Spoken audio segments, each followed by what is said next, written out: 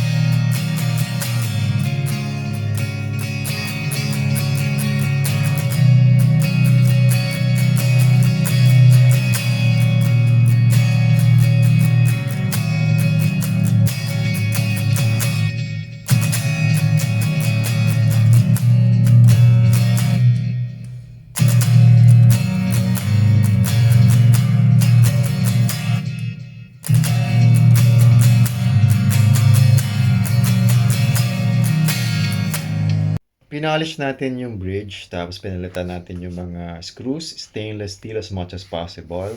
And then yung frets niya as is, okay pa naman. And yung headstock, repaint natin to black.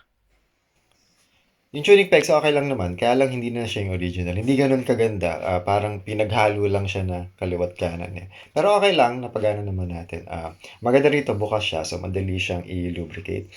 Yung neck niya medyo makintab pa. Isasatin natin to para mas masarap siyang gamitin. Tapos yung mga lampas-lampas na kulay, ayusin pa natin.